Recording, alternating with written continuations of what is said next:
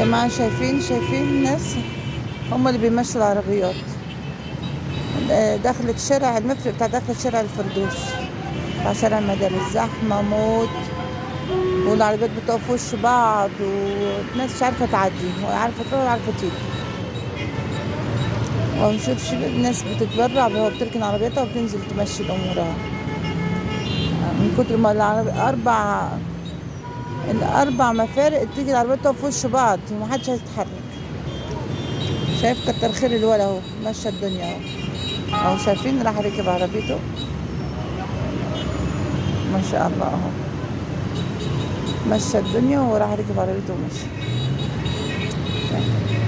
والله انا شايفه كده بقالهم كذا يوم بتيجي دوريات شرطه ينزلوا، مش عارفه دول ظباط ولا عساكر صراحه، انا ما بفهمش في الموضوع ده، بس هم بيجوا ويقفوا وينظموا المرور لانها بتتأزم جدا جدا. بصوا العربيات توصل لغايه فين، شوف العربيات توصل لغايه فين، لغايه الدوار بتاع السنترال. بص العربيات واقفه لغايه فين، بص لغايه الفردوس. الدنيا واقفه. انا بقول المفروض يحطوا هنا اشاره مرور، يعني مش مشكله ما يحطوا اشاره مرور هنا واشاره مرور هناك في الميدان بتاع السنترال. ايه المشكله؟ هناك في اشاره مرور ما يحطوا هنا اشاره مرور، ايه المشكله ما يحطوا؟ الدنيا واقفه خالص هنا. بص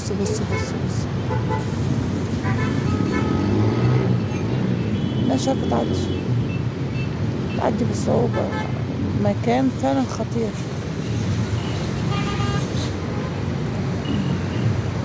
هذا ما يحدث في الإسماعيلية الآن. أزمت.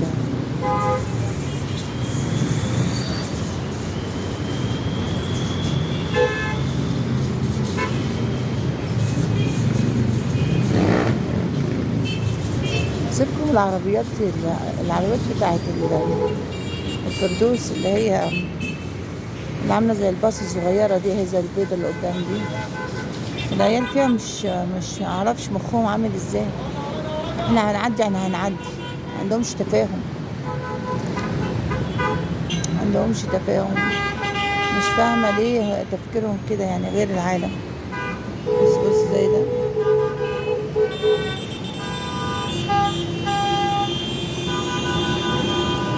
طب دول جايين من الجنب.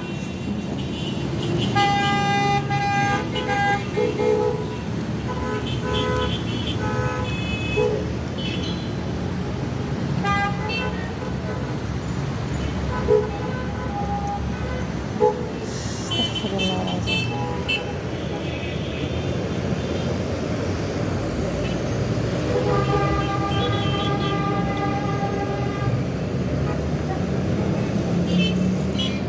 من أصعب الطرق صراحة. المفرق ده احنا ليه بنسميه مفرق؟ لأنه بيكون شارع جاي من 4 شوارع. ادي شارع اهو، وادي شارع اهو، وادي شارع اهو بتاع الفردوس، وطبعا في الجنب هنا شارع على المدارس. عشان كده يعتبر احنا بنقول عليه مفرق ل4 شوارع.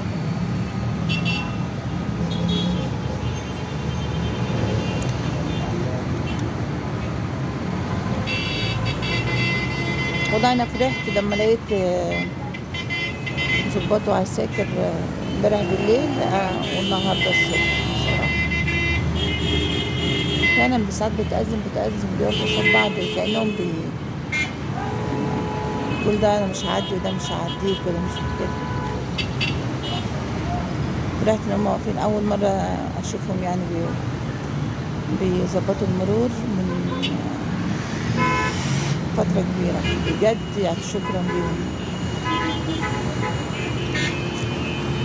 هي حسيت يعني رجال الشرطة الناس النظيفة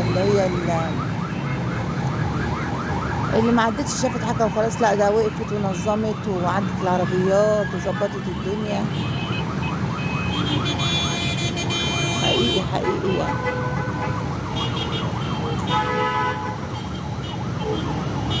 عربية إسعاف هناك اهي، ربنا يستر. ربنا يلطف. استر يا رب.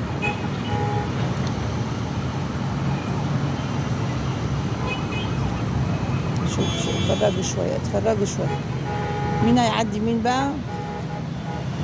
أزمة ايه. أنا بسميه شارع الأزمات.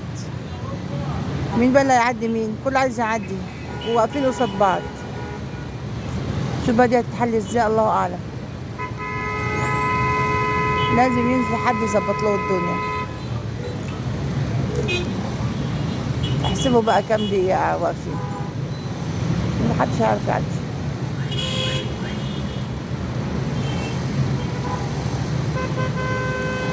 يعني حتى الموتوسيكل بص داخل في زي في الباص الصغير خالص ده نبيتي. يلا بقى حلوها، الدنيا أزمت بص اهي. وهما دول لسه واقفين نفس الوقفة. عربية رصاص في اسود اهو، ولا اسمه ايه، مشروع ولا اسمه ايه اهو. يعني الواد اللي لابس اللي ابو مشروع نبيتي ده لو يرجع ورا يعدي العربية الرصاص الدنيا هتعدي. متنحين عاملين أزمة بالباص الصغير بتاعهم ده. بجد عاملين أزمة. بس هنعدي بالعافية. بص بالعافية بذوق هيعدي. والمصحف مش عارفة دول شاربين ولا مالهم دول، ناس مش طبيعية. بص الولا واقف ازاي ده من العربية اسود في رصاصي.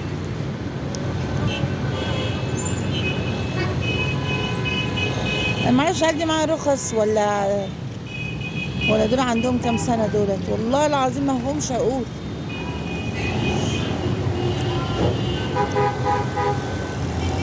وسيلة المواصلات اللي هي الباص الصغنون دوت.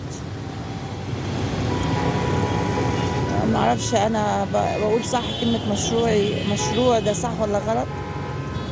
في ناس تقول عليه مشروع.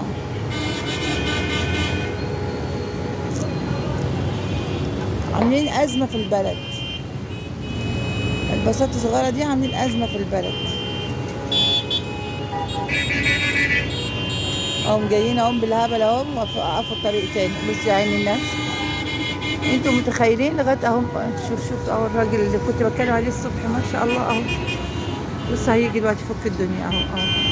شايفينه جاي من هناك ازاي؟ شايفين العربيات واقفه لغايه فين؟ ما هم جم اهو، شايفينهم اهو.